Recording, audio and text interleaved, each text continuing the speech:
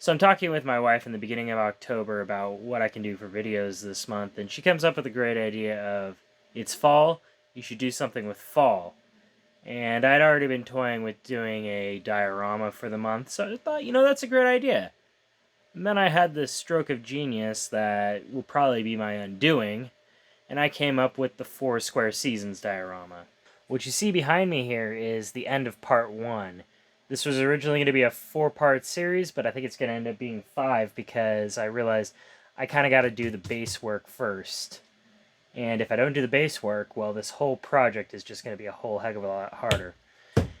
And I think next month, and then probably 1 per season, you're going to see how well this works or how badly this works. This whole project may just go completely off the rails and not work out the way I want it to. And, well, let's go for a ride.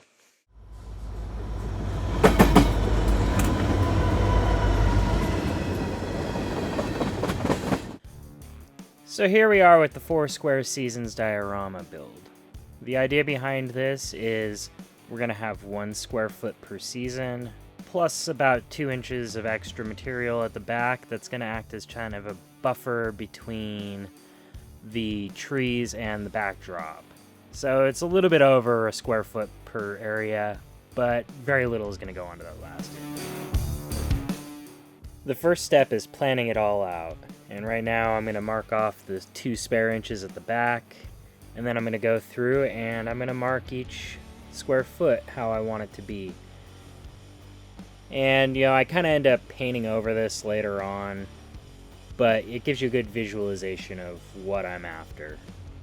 And the base material for this build is 2-inch pink foam. I got it when I was up in Carson City and had to cut it into 4 pieces to get it into the back of my car. But now I have a bunch of spare foam for future builds, and the 2-inch is much nicer to work with than the 1-inch. You don't have to double it up, and it's a lot stiffer.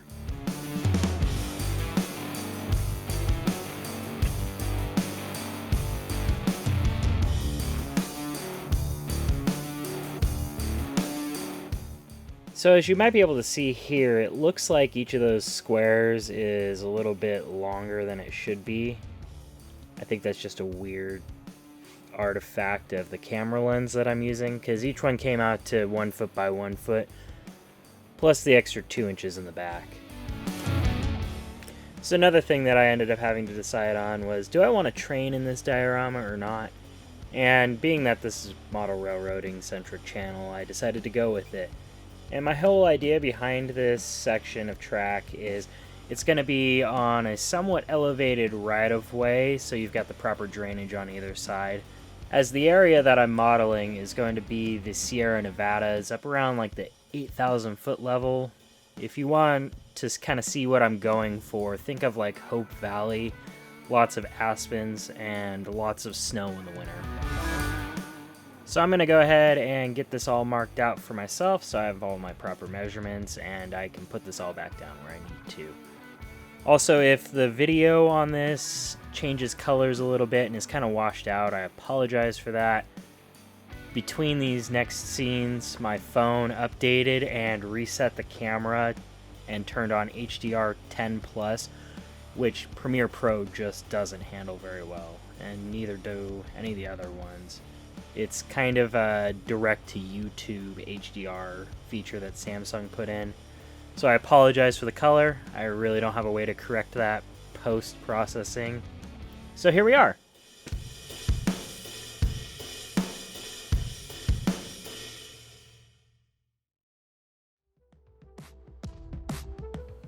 Now, as I drive to work every day, my road is kind of a rural back road, and there's this embankment on the side that has kind of the branches and brush kind of jet out at the top, and then it cuts back underneath that where the roots are, and that's kind of the idea that I'm going for here. So I'm measuring out where I want that embankment to be on the side of the track, and I'm just going to use plain 2-inch foam for this. It ends up being an almost perfect height to kind of be towards where the top of the engine is. And then the area off into spring and summer is kind of going to just be a meadowy type area where I'm going to have lots of grass and low brush and some old barbed wire fences and maybe a little puddle here or there too.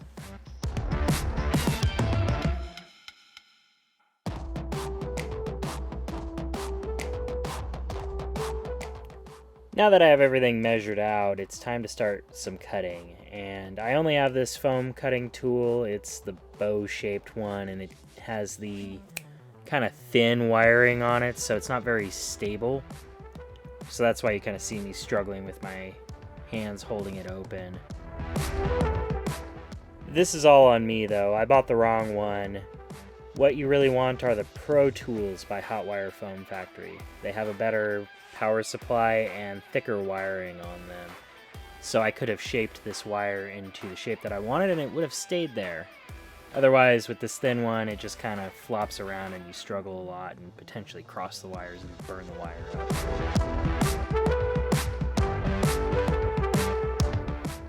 And now I'm on to the cutting and shaping of the embankment.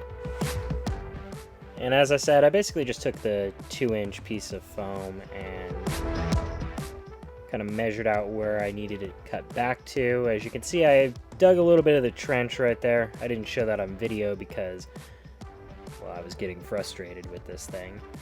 But that's a story for another time.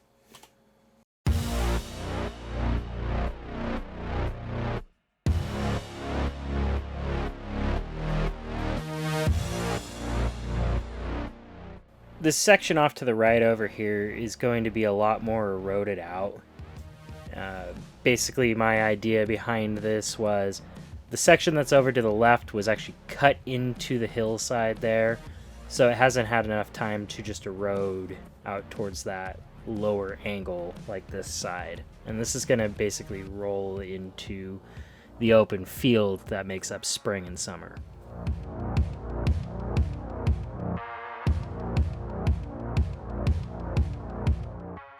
This embankment ends up being about 15 scale feet high, and I got this all measured out. I knew how high it was going to be, but sometimes you just got to do a fitment check with the actual equipment that you're going to be putting there, be it a building or a model train in this case.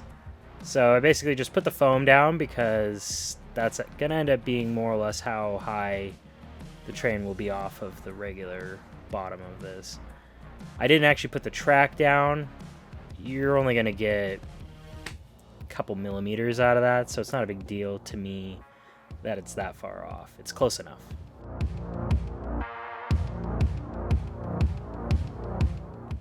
I'm pretty satisfied with that height. I tried to get some of this video on my GoPro, but it turns out the video camera had powered off on me, so I didn't get any side shot of this, so I apologize. So now it's time to do the undercut on the embankment, and the idea I'm kind of going for is this little section right here, and I'm going to do that across the whole front vertical face of this. I couldn't find a very good photo of this, so this photo is from Wikipedia, and it's somewhere in India. I didn't feel like going out and standing in the rain to take this shot on a busy highway. So the thing that causes this are the shallow roots from plants and trees. They tend to hold that really shallow top layer, maybe the top foot or two of dirt, in place while everything below it kind of erodes out of the way. Entirely satisfied with the way that I ended up doing this, but I think it kind of comes out okay. It's a little bit over dramatic.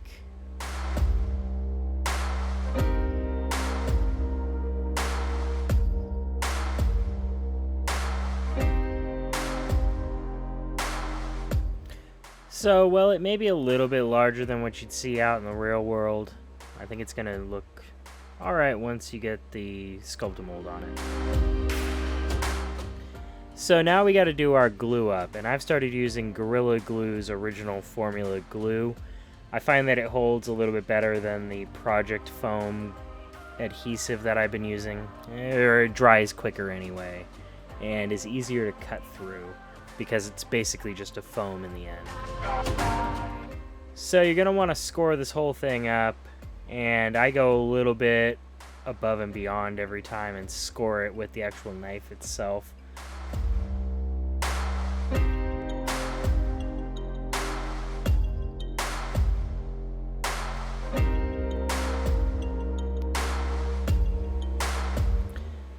Then for my heavy weight, I'm just going to use an old countertop piece that I have lying around.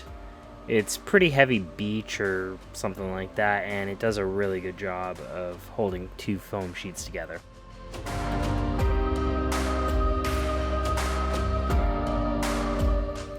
So now I'm going to go ahead and put half of the cart before the horse, and I'm going to glue down my foam road bed. And we're just going to use a standard Gorilla Glue again. I haven't tried this before, so we're going to see how it ends up working out. And I have a reason for saying half the cart, because I'm only sticking on half of the road bed at this point for some reason. I'm not sure what I was thinking. Anyway, the reasoning that I'm putting the foam road bed down early is I want to see how this is all going to go together with the Sculpt Mold. So I wanted to have that down so I could get all the angles properly sculpted in.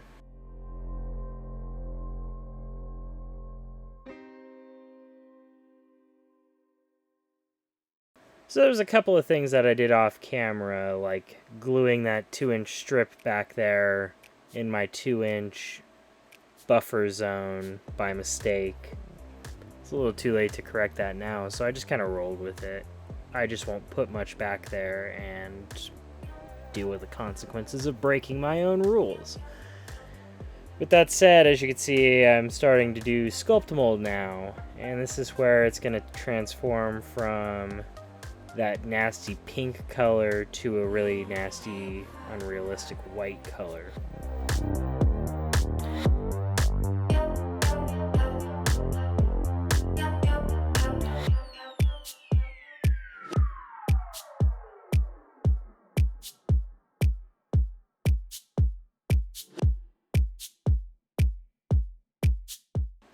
Once you've got it all laid down, it's always important to go back and give it a nice smoothing. Otherwise, it just doesn't look very good. And since I'm not going to have any like human walking paths or roads through this, I'm not going to do any really smooth spots. Although I do plan to do a couple of deer paths or game trails, and those can be done by simply separating the undergrowth and the grasses and such later on.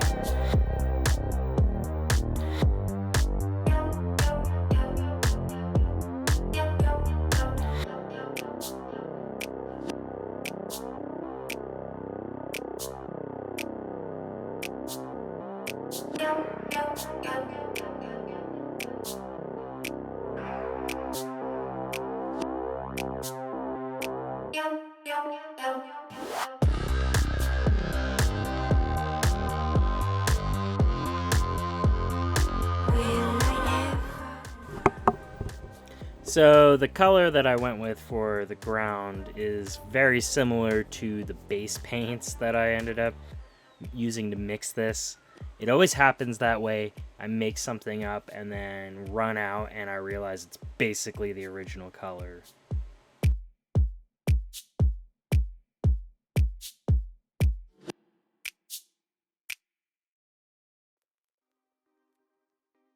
Editor James here in front of my new setup, my nice little blue screen. And I just want to say that this video is running a little bit long. It's already nearing 20 minutes, so you're basically going to see me cut out the second half of the layout, the spring and summer side. I'm going to do those off camera just to speed up this video a little bit. And now it's time to get a little dirty. So I use a mixture of dirt that I sifted from outside, and it can kind of come in multiple different grain sizes depending on what size strainer I use. I didn't actually use a strainer sock here or a pantyhose, so it kind of ended up a little thicker, which is alright. The dark brown that you see on the back there is a Vallejo product called Ground Texture. It's basically just acrylic paint with sand in it, but I use it just to hold my dirt texturing on the wall. I didn't actually have all of my dirt texturing when I put it on there, so I realized I couldn't quite use it in the way that I normally would like to. So now I'm having to paint on some Mod Podge just to get this stuff to stick to it.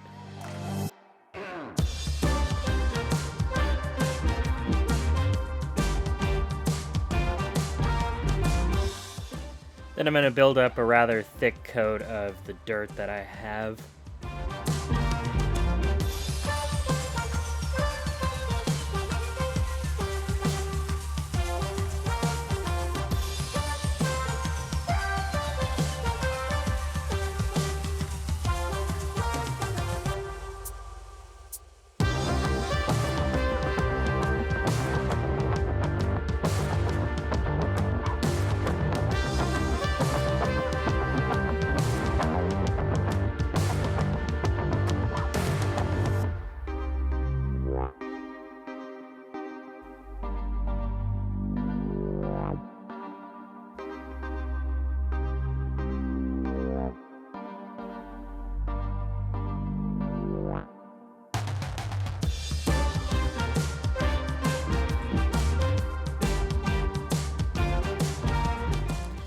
Then you can just give it a liberal spraying with alcohol. It kind of beads up a little bit because this isn't really fine enough.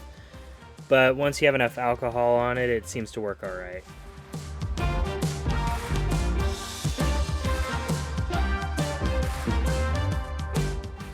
And for my glue mixture, I'm now using a mixture of matte medium and matte Mod Podge with some water and some dish soap in it.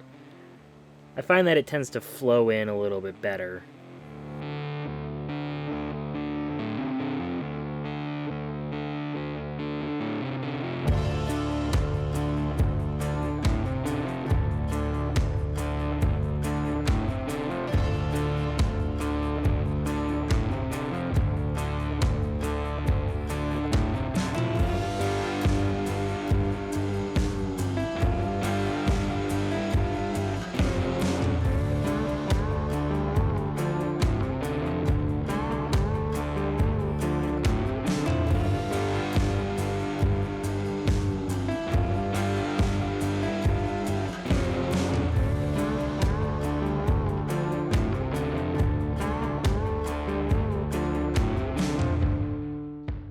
So it was a long road to get here, but I'm finally to the stage where I'm hoping I can start with each season going forward.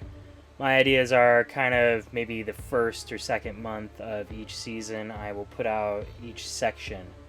And I'm still toying with the idea of taking each section and cutting them down the limit line of each season once it's done, so that I can easily store this, but then when you kind of push them together, you just have this nice, really, cohesive unit. Thanks for sticking around for the first part of the 4 Square Seasons diorama build, and if you'd like to see more, go ahead and hit subscribe, and I'll try to get these uploaded in a timely fashion. With that said, Boulder Creek Yard out. James here in front of my new setup. Shit. Alright, let's try that again. What you see behind me here is